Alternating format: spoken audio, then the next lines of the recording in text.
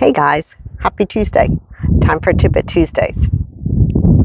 Okay, this week I'm going to talk about what to do when you get a big bill from a hospital because you were in the hospital, you had surgery, whatever. So I had this client that is a college student that had to have a necessary surgery.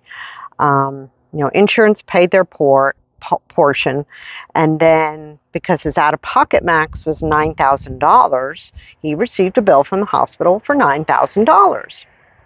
He's a college student, doesn't have a lot of money.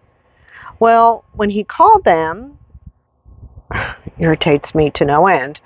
They agreed to set up a payment plan for him, but they would only do it for 3 years. So he's trying to make $300 a month payments to the hospital. So he called me because his mom knew this is what I do. And come to find out, they never offered him to apply for financial assistance. Drives me crazy. Based on his income and his situation, he will qualify for financial assistance from the hospital and probably knock that bill way down. So I instructed him to call them, tell them to pause the payment arrangement because he gave him his credit card, and they said they would only do it for 90 days, whatever. If they tell you, if you say you can't pay, that you can't pay. And I gave him the forms to apply for financial assistance. Now, based on his income, there's a good chance this is going to be knocked down to well under $1,000. I will bet anything this is what happens.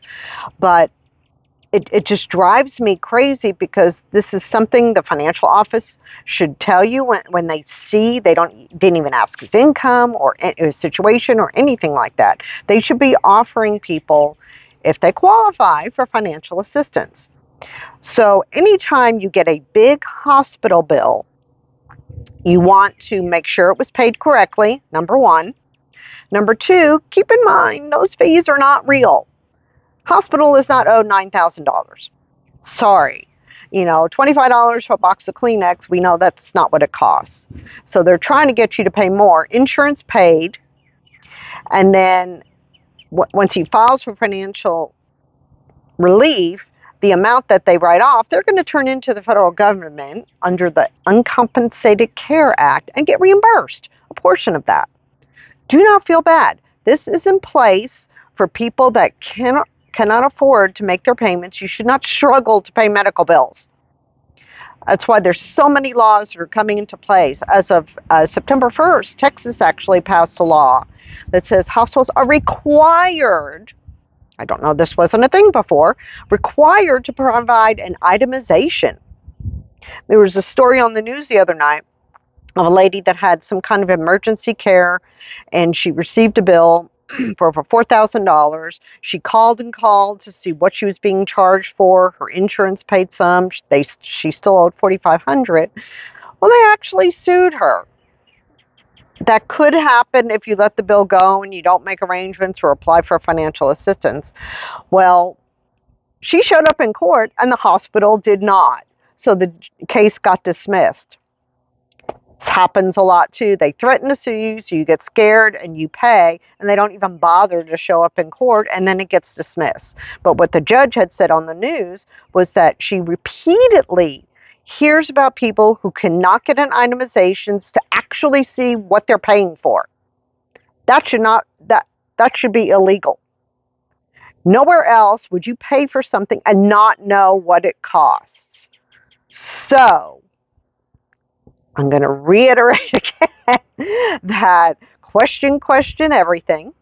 There's a book called Never Pay the First Bill by Marshall Allen. It's a great read. If you think if you qualify for a subsidy on the marketplace, you're going to qualify for some financial assistance with the hospital. And depending on your situation, even if you have employer insurance, you still may qualify for a subsidy. I have a family member that did, because their income even though they had employer insurance, their income was low enough that they got relief from their $6,000 bill, knocked down to $30. True story.